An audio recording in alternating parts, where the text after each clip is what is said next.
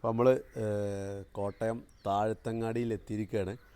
പിന്നെ നമ്മൾ പുറകിൽ കാണുന്നത് കേരളത്തിലെ പ്രസിദ്ധമായ ഏകദേശം 1000-ലേറെ വർഷങ്ങൾ പഴക്കമുള്ള താഴത്തങ്ങാടി ജുമാ മസ്ജിദിന് മുന്നിലാണ്.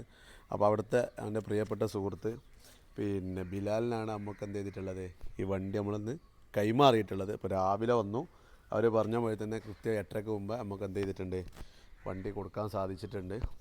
പിന്നെ ബിലാൽക്കാ, എന്നൊക്കെ ഇത് നമ്മളൊരു എക്സ്പെരിമെൻ്റ്, അതായത് നമ്മളായിട്ട് ബന്ധപ്പെട്ടതിന് ശേഷം നമ്മളെ ഡീലിങ്ങും കാര്യങ്ങളൊക്കെ ബന്ധപ്പെട്ടിട്ട് നിങ്ങളൊരു എക്സ്പെരിമെൻ്റ് എന്ന് പറഞ്ഞാണേ.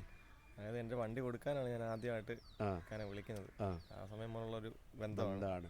അപ്പോൾ പല കാര്യത്തിനും, വണ്ടിയുടെ കാര്യത്തിനായാലും എന്തിനായാലും ഞാൻ കോൺടാക്ട് ചെയ്യുന്നത് ചോദിക്കാനാണ് കോൺടാക്ട് ചെയ്യുന്നത്. അപ്പോൾ വണ്ടി എടുക്കാനായാലും കൊടുക്കാനായാലും വണ്ടിയുടെ റേറ്റ് അറിയാൻ എന്തിനായാലും നമ്മൾ വിളിച്ചാൽ സ്പോട്ടിൽ ഫോൺ എടുക്കുക, നമുക്ക് കറക്റ്റായിട്ടുള്ള അതിന് ഇൻഫർമേഷൻ കാര്യങ്ങളെല്ലാം തരുകയും ചെയ്യും.